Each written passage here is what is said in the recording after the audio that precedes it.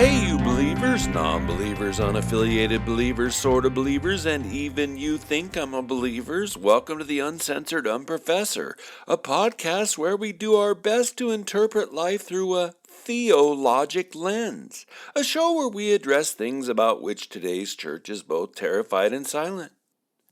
A manly fisted knuckles bump to you. And yeah, I know that's not a very churchly greeting, but it is a sincere greeting between men. Now, yes, I'm going to get to the midterm elections today, my take on what happened, my take on what this says about our nation, our culture, and something like 50% of the churches, my take on the history-defying productivity of Slotchy Joe Bye. But first, thank you. This episode marks the start of my 6th year of casting the pod. When I started out over 5 years ago, I had hundreds of college grads downloading the show each day, and over the course of time, I alienated many of them. As it turns out, one cannot talk about a Christian worldview and science, or world religions, or sex without being somewhat alienating to uncommitted pomos. Oh, so be it. Truth is more important than being liked. Faithfulness to the biblical worldview is more important on the hierarchy than being liked. But the cool thing, you guys, those initial POMO listeners are now replaced with an audience drawn from countries all over the planet who want to go deeper, who want to probe with more nuance, who want to process and filter and perceive all of life from a decidedly theological take. I have listeners now who know truth exists, who know that God Himself is the source and ground of truth. So, again, thank you. And thanks to so many who download a podcast that is not a sermon. God bless all you pastors helping the flock with your sermons, but this is a show that is not in any way a spiritual pep talk. Thank you. Thanks. That your listening does my theological soul good. Oh, my thoughtful listener, God bless and preserve and prosper and keep you. 5 full years? Amazing. And to all my Patreon supporters, big hugs to you. I couldn't do it without you, wouldn't do it without you. Thanks for sticking through it all with me, through thick and thin. You encourage my soul. Second, here at the show's onset, I want to glow about my recent trip to Tulare, California.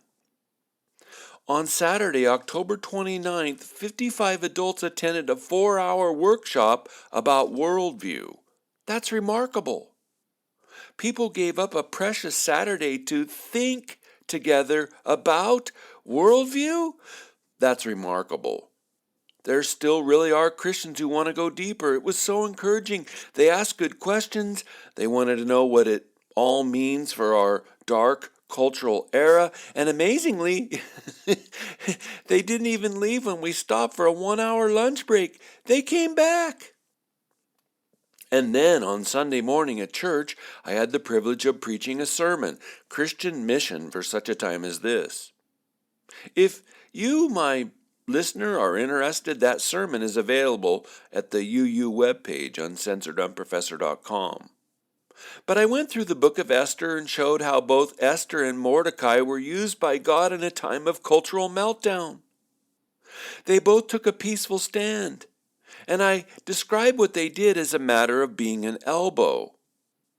Sometimes the Holy Spirit empowers us to be elbows. You know, a good little elbow clonk in the ribs of our neighbor, a little, hey, that's not good form remark to someone hurting children, some not hurtful bodily contact. I mean, sometimes it's our duty to be an elbow, a conscience for a culture whose heart has gone dark. Because the truth is, my listener, sometimes it's necessary to speak the truth even when the entire room is packed with liars. And that's what we're in the culture in which we live. No, I said to Sunday's over 200 some good church folks, we're not called to be laser guided missiles. We're not called now to be hand grenades, just elbow clonks. And then I talked about what Dietrich Bonhoeffer was up against in Germany. He took on a political system, one informed by 400 years of Lutheran theology on politics, but he took on that political system that clearly meant to devour the church. Bonhoeffer called out both that political system for its evil and the church for its compliance. Bonhoeffer was up against a menacing political machine that meant to devour the church and its mission.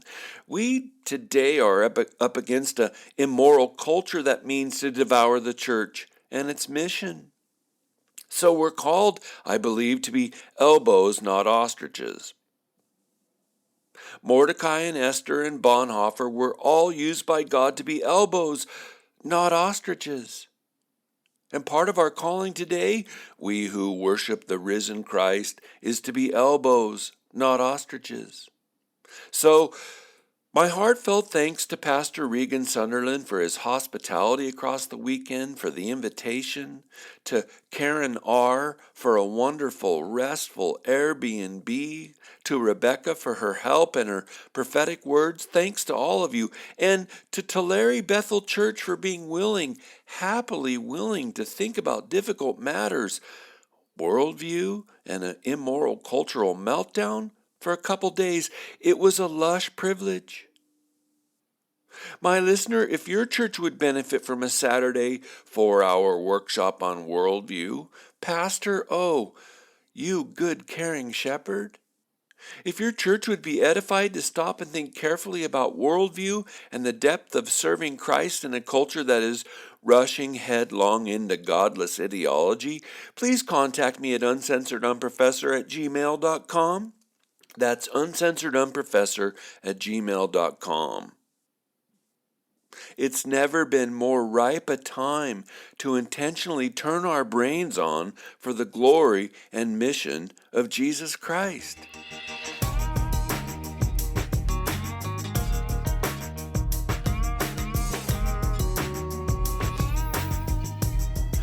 Okay, what about the midterm elections? 81 million Joe defied the odds again. Only 3 times, I just looked, only 3 times in the last 118 years has a president not lost members of his party in the House of Representatives. 3 times, 118 years. But brilliant Joe, charismatic Joe, cogent Joe, the great unifier Joe has defied that kind of history again. And yes, if you can smell it, if you can tell, I'm not just a little suspicious. He's just not that kind of leader.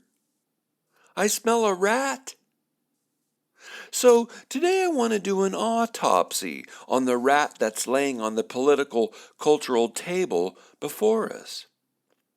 First, and this one does go to a Christian worldview because it's about integrity, why, oh, why are we not able to count the vote on election day? Why? Seriously, why are we made to wait days or a week or, a month, 2 months, December, Georgia? All my life. Well, goodness, at least for the first 30 years of it, elections happened on a day, and then the results were made public that night. And this is all the more ridiculous, in an era with electricity and computers. It's hard not to believe some kind of gaming of the system is involved when we can't hold an election, count the tally, and announce the results all in the same day. I mean, really, Arizona? Maricopa County? Maricopa County? Seriously? Do we need to loan you guys a few abacuses? Do you need some abaci? To speed the process and preserve integrity, you can't, by law, mandate that all mail-in ballots are received 4 days before the election itself? This is not hard. Really? Oregon, the same what? You cannot conceive of a method by which all your mail-in votes are collected and counted in a single day. You guys, they don't vote in person in Oregon at all. And they allow postmarked ballots to be counted as late as 1 week after Election Day. That am cray-cray. Nevada, or hey, Nevada. Isn't your very life's existence based on numbers and odds and counting cards and doing daily on-the-fly math? What the poker chip, Nevada? Maybe you need to hire some math consultants to do some long-form addition for you. We can scan a passport at the airport and immediately verify your identity, but we cannot quickly do a vote count. Amazon can process payment, load the truck, and ship you a book all inside 24 hours, but we can't run elections like adults? Come on, Georgia, use all 20 fingers and toes. And hey, up in Yukon Cornelius Land, Alaska, there's only 87 of you people living there anyway. How about counting the votes of all 85 registered voters and telling us the what? It's total, unqualified incompetence. It's embarrassing. Really, we're cherry-faced embarrassed for all you states challenged by counting. We're not talking algebra here. We're not rapping about trigonometry. We can't complete a vote count on the same day of. It stinks. And it stinks of gamesmanship. And it corrodes integrity, damages trust.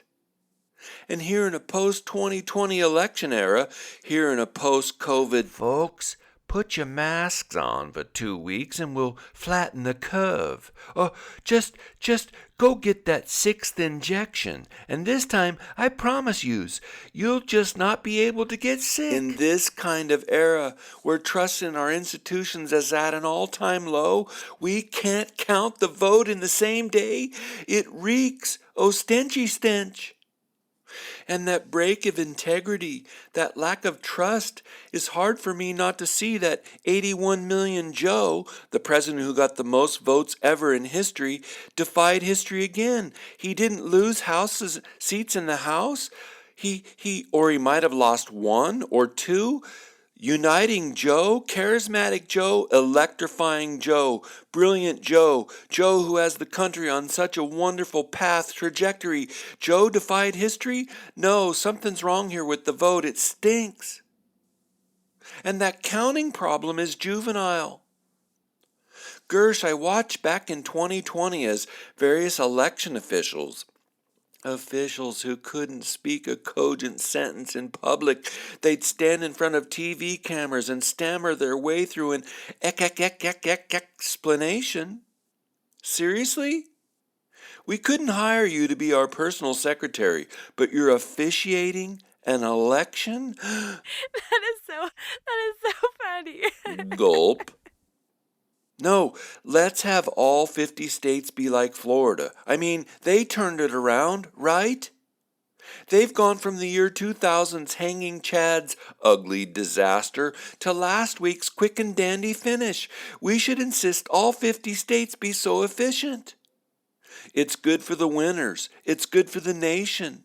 You can't do civilization together apart from trust and the incompetence involved in all of these crazy states defies imagination. It's the heartbeat of government, incompetence. Hey, you just know I love it when folks help me promote and bless the podcast. How can you do that? Sign up for my newsletter at www.uncensoredunprofessor.com. Or tell a friend about the show. Or tell your pastor or church board about a worldview workshop. Or say a prayer for the show. I so covet prayers. Covet the Holy Spirit's breathing across the many elements involved in producing a show like this. But you can also make a donation at Patreon, Patreon, 10, 20, $30 a month. Not only do those pledges help me pay for the different expenses involved, but they also encourage me greatly. Thanks so much. So first, I have deep and abiding concerns about count and election integrity. We're going to see what kind of investigation pulls up what happened. But then, theologically, how should we understand what happened? Because I'm not going to do a demographic study of different counties and precincts. I'm not going to delve into how there may have been tens of millions of dollars donated to Democratic candidates in ways that violate federal law, cryptocurrency. I'm not going to do any detailed analysis of ballot drops and dumps and harvesting, again, in key swing states, though I am suspicious. I'm not going to broach how 90% of the media favor and promote Democratic candidates. I'm not going to delve into whether the candidates were strong, worthy, electable. I mean, let's just say it, John Fetterman. Poor John Fetterman. Lord, heal and save him. John Fetterman can't button his own shirt, but now he's a U.S. Senator? Sorry, Ben Shapiro, your whole strength of candidates explanation is a complete lost leader. Period. Joe Biden, Lord bless and judge and save him. Joe Biden can't find his way off of a platform, but he's cogent enough to be president? No, this wasn't about strength of candidates. That's not what happened. And look at doing that political and demographic kind of study is totes legitimate. I'll study all that on my own. But me, I run reality through a theologic grid. What happened at the theologic level? Well, I got to tell you, personally, I woke up depressed. I was depressed for about 3 hours on Wednesday the 9th. Like I say, for about 3 hours. Yeah, I was sad for my nation. I was grieved for the collapsing state of the American church for about 3 hours. And then I went back to my identity processed in and through Christ. And just what does that mean, Mr. UU? Well, it means, and hey, it's Dr. UU to you, my cynical interlocutor. It means that I take the long view. I'm in this for the long run. As I said over a few shows in a row, anchored to dignity, love takes the long view. So starting my next day, as a matter of discipline, because I don't always feel like it, right? As a matter of discipline, I turned to my lectionary reading, and then my depression vanished. Because it reminded me of transcendent matters. To wit, well, in my daily lectionary Bible reading, I was taken to Zechariah 8, 1 through 17. And in that prophet's passage, Zechariah, whose name meant Yahweh has remembered, he had lived 500 years before Christ, right after the Jews returned to the Promised Land, but before the temple was rebuilt. But in Zechariah's prophetic words, we learn that Yahweh promises to return to Jerusalem. He promises to restore Israel to the fullness of Jerusalem and Mount Zion. The Lord says he will gather his flock from the east and the west, and even though it seems impossible to the remnant, chapter 8, verse 6, old men and old women shall sit again in the streets of Jerusalem, each with a staff in their hand because of their great age, and the streets of the city shall be full of boys and girls playing in its streets, chapter 8, verses 4 and 5. And then, you guys, the text, and this was honestly to my surprise, the Lord tells his people that once they are restored to Jerusalem and the Promised Land, what he wants from them is this. Here is what you shall do. Speak the truth to one another. Render godly justice at your gates. Do not devise evil, and love no false oaths. Chapter 8, verses 16 and 17. And I paused and thought, amazing. The baseline for their restored society? A God-framed worldview. A God-permeated worldview. truth as the rule du jour, justice among the factions, peace instead of evil hearts, a purity of devotion, purity of intention. That's a word Roman Catholics use all the time, intention. Love no false oaths. Make no false pledge. Don't lie under oath. Don't be a people of perverse lips. Don't spew doublespeak. Intention goes to motivation, to the energy of our hearts, to our internal drive. So yeah, what does God want for civilization as he shows us in the Bible? Because what he commands in Zechariah's prophecy is what he wanted across the entire 39 books of the Old Testament. What was that? A God-permeated worldview. What causes society to flourish? A God-permeated worldview. What causes justice between the rich and the poor? A God-permeated worldview.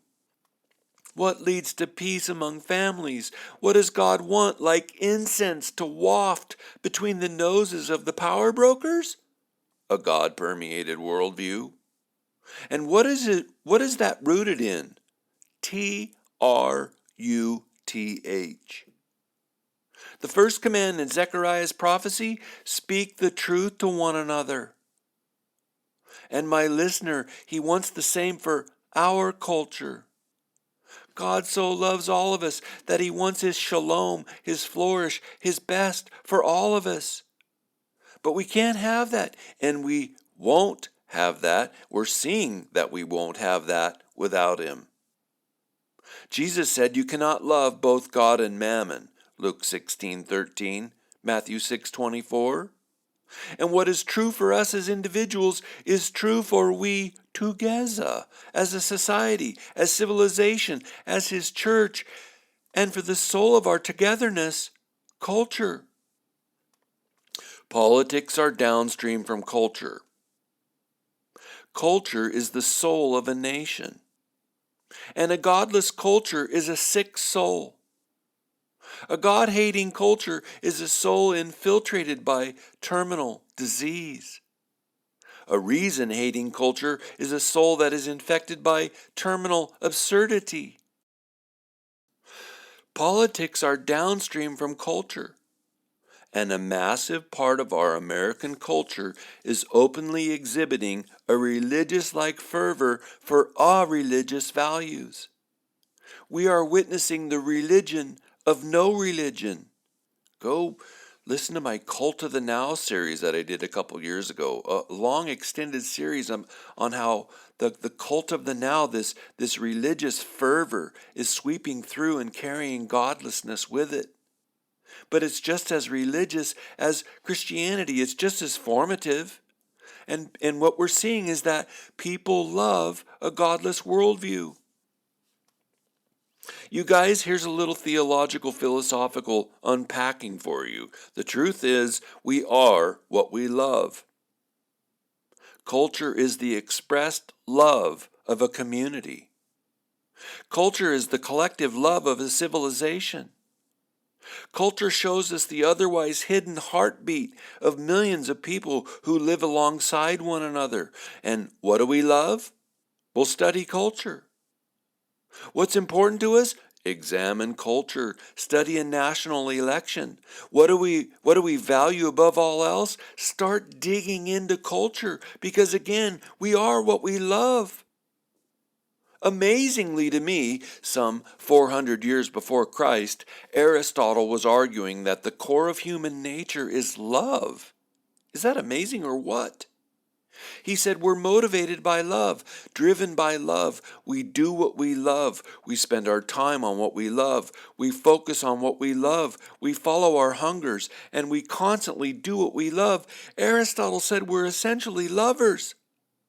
He said we might only, air quotes, love someone for the sexual pleasure we derive by being with them. He said we might only, air quotes, love someone for the utility gained from knowing them, things like money, status, or power. Or he said we might love someone deeply when we share virtues together, when our souls are knit together by transcendent values. But regardless of those kinds of love, whatever the end goal is, we wind up being what we love. And a deep vein in our culture today loves a godless value system. Jesus of Nazareth, he did this again 400 years after Aristotle, and he owed it to a similarly piercing gaze. He asserted the same. Jesus said, "Where a man's treasure is, there is his heart." Matthew 6:21, Luke 12:34. Want to know what a man's deep orientation is? Study his treasure. His treasure will evince the hunger of his soul. And my listener, you know this, but what is true at the individual level is manifest at the corporate level too. The midterm elections were in no way a rebuke. As political pundit Stephen Moore put it, quote, "The nation's voters essentially said, whatever you're doing, keep doing more of it," end quote. In fact, despite pre-election polls showing that 75% of the country believed things were decisively headed in the wrong direction, half the nation declared they're ultimately fine with things like recession and inflation. I believe we've seen a 25% to 100% increase in grocery prices over the last 2 years. It depends on the product you're buying. But my bill has gone up anywhere from 25% to 100% when I pay at the checkout stand. On my daily news feed, I see car loan defaults are at a 10-year high. More people can't afford the car they bought. Why inflation? Well, the Democrats pumped some $4 to $6 trillion, printed paper dollars into the economy, inflating the cost of everything, saddling future generations with still more debt. And yet, economic distress wasn't enough to get one half the nation to vote in a rebuking manner. It didn't prod them to vote against that slotch. 50% of the nation is good with soaring gas prices, cars, heating your homes, farming, production costs. I'm paying almost exactly double as the last day Trump was president. But that explosion in gas prices didn't provoke 50% of the nation to rebuke the powers for what they've intentionally done. Urban crime? I don't live in a big city. But those who do, by every poll available, they say they're less safe due to the policies that do not require criminals, even repeat felons, to be held while charged. In many major cities, drugstores are closing and leaving because of the huge surge in shoplifting which isn't prosecuted with any serious intention. Out in New York City, common folk are nervous about traipsing down into a subway station. Will they be shoved onto the tracks? Well, regardless, New York City and 50% of the nation said they're A-OK with soaring crime rates. No rebuke. And apparently, in light of the midterm elections, 50% of America is pleased as punch about the sexualization of our school children. Honestly, you guys, that dynamic alone is straight demonic. They are openly and intentionally, with public tax dollars, breaking the souls and spirits and bodies of children. It's the manifestation of the religion of no religion. It's straight out of hell. The abolition of man, the devastation of young children. And let me give you a huge theological truth. Demons feed on that nectar of woundedness. The demonic realm feeds on a nectar of woundedness, and our nation's promoting that woundedness. With the rare chance to send a clear message to the ruling incumbents, one half the country is wholeheartedly satisfied with using governmental levers of power against the citizenry. Protest at a school board meeting? Get a visit from the FBI. Sing songs at a pro-life meeting? Get threatened by the DOJ. That's all good, Well, to 50%, yep. There was no rebuke for an open southern border that has seen some 2 to 3 million illegal immigrants enter America each year that Joe Biden has occupied the White House. And we know that illegals are being positively encouraged to come. In California, they get more goodies and bennies than is spent on our own military veterans. That's right. Less than $1 billion per year goes to veterans living in California, while $23 billion goes to service, care for, and provide illegal immigrants every year in California. Man! To quote one college student I recently saw in a social media video, where the government spends their money has always reflected where their priorities are at. Show me the money, Jerry. Did that cause a rebuking vote? Nope. It's all good, bro. Oh, and you know what else didn't provoke a vote of rebuke? The summer of 2020 peaceful riots that caused dozens of cities to be graffitied, storefront windows smashed, businesses looted and burned and permanently shut down. Did even that cause a vote of rebuke? Sorry, no. And it reflects a corporate state of soul. And then, tear my heart out of my chest, there was zero. That's spelled None. Zero rebuke of government officials who forced injections of an mRNA composite jab that has utterly failed to stop the spread of a viral infection. Not even grotesque governmental coercion was enough for some 50% of the nation to push back. Not even government gangsters, mass killing of the elderly in senior care facilities was enough. Stab me in the eye. No rebuke. Give us more of that juicy toilet bowl burrito you've been serving us up for 2+ years, said half the citizenry. With a double helping of fiscal pain, please. All of that, to tie it back to my theological grid, it goes to a state of soul. Theology helps us to read our infected culture. Election results go deep down into our culture, and again, culture makes manifest the state of our collective soul of what we live, and we are watching what the religion of no religion does to a nation, to the formation of people. It's really hard for me to believe that some 50% of our nation is good with economic suffering and unspeakable immorality. But let's be real with one another. That is the God's honest truth. The numbers don't lie. Well, unless the numbers are lying. And again, you guys, I don't think this is simply about stupidity. I've heard pundits chalk up last week's vote to voter ignorance. They're being taught to believe there is no recession, or they believe children sexually really can be whatever they want. And yes, of course, a substantial cross-section of society is indeed ignorant about many things that past generations took for granted, but this is deeper. It goes to being willful, intentional, intention. And the uptake is people love immorality. And they vote for candidates who sustain that widespread immorality.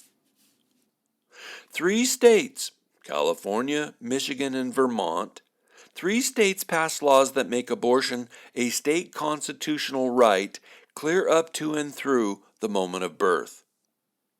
Vermont passed their pro-abortion law by a 72 to 22% margin. California passed their pro-abortion to the moment of birth law by a 65 to 35% margin. 3.5 million folks in the Golden State voted for a radical pro-abortion law. How can a state so topographically wondrous be so spiritually ugly? Michigan passed their reproductive freedom law. How double-speaky is that? Reproductive freedom. Pro-abortion law with a 55% majority. And look at, I'm only singling out what every Democratic progressive post-election analysis pundit says about the vote.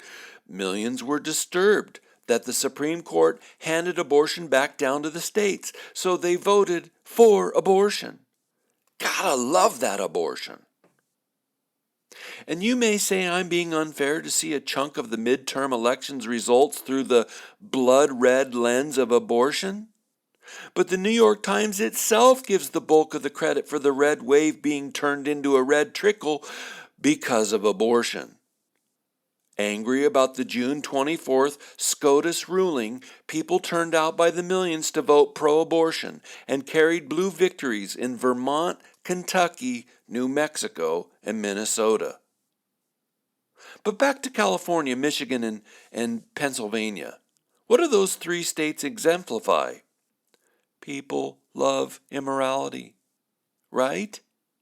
Their laws were not a, let's make this sorrowful eventuality possible only when absolutely necessary, a la the good old days of Bill Clinton's presidency. No, there are millions now who positively cheer the progressive sacrament of abortion. 68% of single women voted for Democratic candidates. And obviously, single women are most likely to vote to protect access to abortion. It's a religion of no religion. And today, we have to say it. Millions who go to church also are champions of dark immorality. John Zmirak, a Catholic journalist, remarked on the moral collapse of the state of Pennsylvania. Zmirak said it was amazing that Pennsylvania, whose very state motto is virtue, liberty, and independence, could elect a radically pro-abortion candidate like John Fetterman. Zmirak wrote that in decades past, Pennsylvania, quote, elected pro-life champions like Rick Santorum and pro-life Democrats like Bob Casey, end quote. So what happened? He said the Catholic Church in Pennsylvania is gone. Led by their progressive bishops, the Pennsylvania Catholic Church has committed, he said, a moral disgrace as loathsome as the clerical sex abuse crisis by dominating the region and marching Catholic ranks into the permanently pro-choice column. End quote. Led by their bishops, Catholics voted for a crazy, radical pro-abortion candidate. And Zmirak's point is, the Catholic Church, oh, merciful God, the Catholic Church is culpable for a grotesque, statewide slide into cold-souled immorality. That was Zmirak's point. What's my point? This is not just about non-believers. Apparently, both those outside and inside the church love immorality. And you guys, for goodness sakes, that's as old as a perceptional biblical category as it gets. Men love darkness over light because their deeds were evil, John 3:19.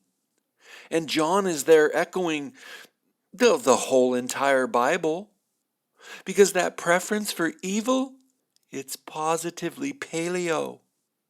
It lives in the subterranean caverns in our souls. It's deeply wired into human culture. It's the viral infection that we all carry, and we saw it play out in an election. Back in pre-Hebrew civilizational days, the pagans were sacrificing their infants and laying their dead bodies beneath the thresholds to their homes. Doing that perpetually welcomed in their entryways the small g God that they worshipped. We prefer darkness over light, and will vote by the millions to keep darkness empowered, even if it means that we'll suffer in our own pocketbooks, even if it means our nation's birth rate cannot keep up with our death rate.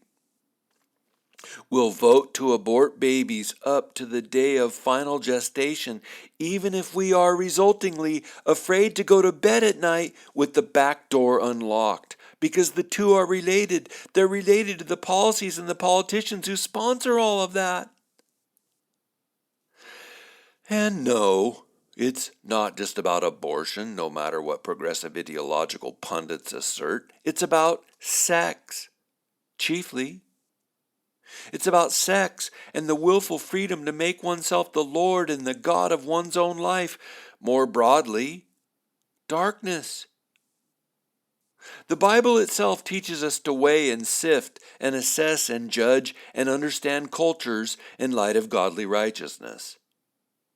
Jesus himself taught us to weigh and sift and assess and judge and understand those who claim to know him in light of godly righteousness. Politics is downstream from culture. And today we live in a culture that is openly celebrating untruths, illogic, and godlessness. And worse, holy merciful Lord, we now have 50% of the churches openly embracing that celebration of untruth, illogic, and godlessness. What does this mean for the Christ-confessing church? Well, it means we have a greater opportunity than ever to offer an alternative. We can offer God's healing holiness in a culture bent on eating itself. We can offer beauty in a culture that celebrates bleak ugliness. We can offer laughter in a dead-souled culture that cannot laugh at itself, let alone look in the mirror. We can offer community and belonging to a culture that atomizes, alienates, divides, and conquers souls with a tidal wave of despair.